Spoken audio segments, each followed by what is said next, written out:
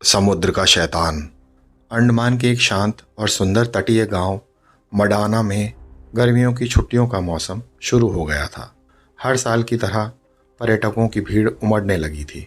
समुद्र की लहरें, नारियल के पेड़ और रेत की खुशबू गांव को जीवंत बना रही थी।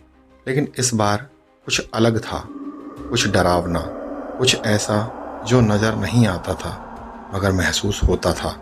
एक रात गांव की एक युवती रेनी समुद्र किनारे टहलने गई। अगली सुबह उसका कटा फटा शव बुरी हालत में तट पर मिला। शरीर पर गहरे घाव थे, जैसे किसी विशाल जानवर ने उसे नोच डाला हो। पूरे गांव में सनसनी फैल गई।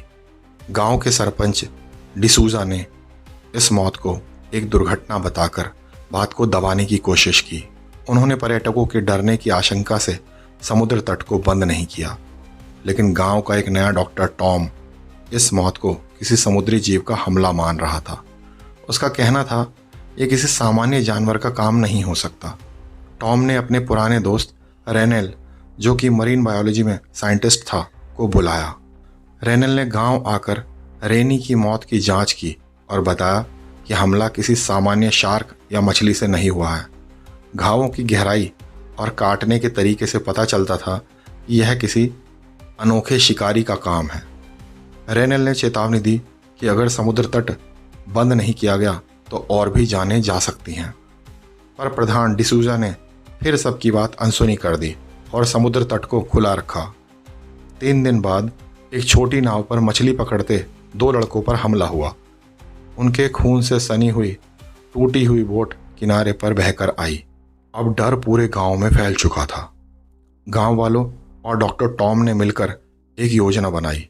टॉम, रेनेल और गांव का एक बुजुर्ग मछुआरा, जिसे लोग कैप्टन एंटनी बुलाते थे, जो कभी समुद्र की गहराइयों से भिड़ चुका था, एक साथ उस अज्ञात शिकारी को खोजने निकले।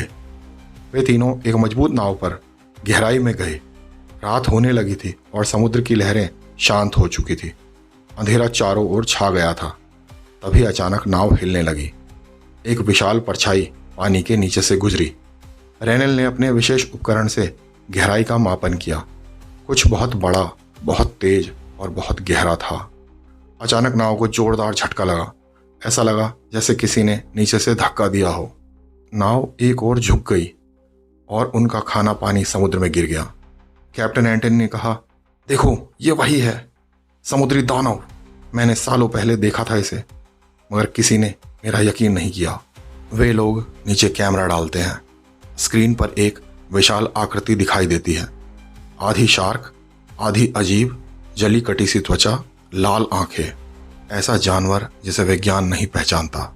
समुद्री दानव नाव पर हमला करता है, जिससे बैलेंस बिगड़ने के कारण रेनेल पानी में गिर जाता है और समुद्री दानव उसे जबड़ों में दबोच लेता है और पानी में खींच ले जाता है।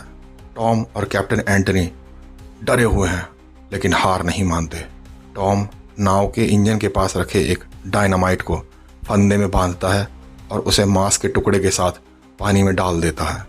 समुद्री दानव वापस आता है और उस मांस के टुकड़े को निगल जाता है। जैसे ही वह मुंह खोलकर दोबारा हमला करता है, डॉक्टर टॉम बंदूक से विस्फोटक पर गोली चला देता है। एक जोरदार धमाका होता है। समंदर की लहरें ऊंची उठती हैं और समुद्री दानव का शरीर हवा में फट जाता है। उसका साया समुद्र में हमेशा के लिए डूब जाता है। अगली सुबह सूरज निकलता है। टॉम और कैप्टन एंटनी किनारे की ओर लौटते हैं, थके हुए, टूटे हुए, मगर जिंदा।